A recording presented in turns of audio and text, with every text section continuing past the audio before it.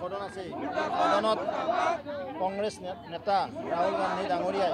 যি অপমান কৰিছে এই অপমানৰ বিৰুদ্ধে আমাৰ হাজাৰ হাজাৰ মহিলা ওলাইছে ভাৰতীয় জনতা পাৰ্টিত আৰু আমাৰ এটাই ডিমাণ্ড থাকিব যে ৰাহুল গান্ধী ডাঙৰীয়াক ইমিডিয়েট এৰেষ্ট কৰিব লাগে আৰু তেওঁলোকে কংগ্ৰেছ দলে জনা উচিত মহিলাক কেতিয়াবা সন্মান কৰিব লাগে এই সমগ্ৰ নাৰী শক্তিৰ প্ৰতি অপমান তাৰ কাৰণে আমি কংগ্ৰেছ দলক ধিক্কাৰ দিছোঁ চাওক এয়া কংগ্ৰেছ আজি নহয় পূৰ্বৰ পৰা জন্ম লগ্নৰ পৰা কংগ্ৰেছে মহিলাৰ ওপৰত প্ৰচাৰ কৰি আহিছে আৰু সেই ঘটনাটো বাৰম্বাৰ হিন্দুস্তানত ঘটি আছে আৰু সেইকাৰণে আমি এই ঘটনাক নিন্দা কৰিছোঁ গৰিহণা দিছোঁ আৰু আমাৰ ডিমাণ্ড আছে যে ৰাহুল গান্ধী ডাঙৰীয়াক এৰেষ্ট কৰিব লাগে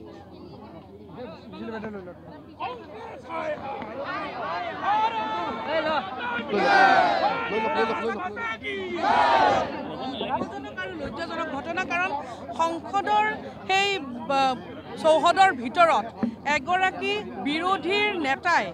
আমাৰ সাংসদগৰাকীক মহিলা সাংসদ এগৰাকীৰ ওপৰত যেনে ধৰণৰ তেখেতে অমানৱীয় ব্যৱহাৰ তেখেতে প্ৰদৰ্শন কৰিলে সঁচাকৈ খুব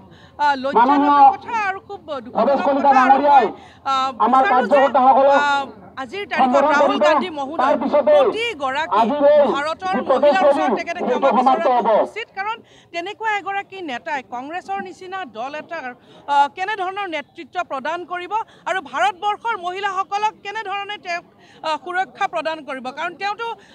মানে এনেধৰণৰ সপোন দেখে আজি কংগ্ৰেছ দলে এনেধৰণৰ সপোন দেখে যে তেওঁ এদিন ভাৰতক নেতৃত্ব দিব যিগৰাকী সাংসদে তেওঁ লগৰ সাংসদ এগৰাকীক তেওঁ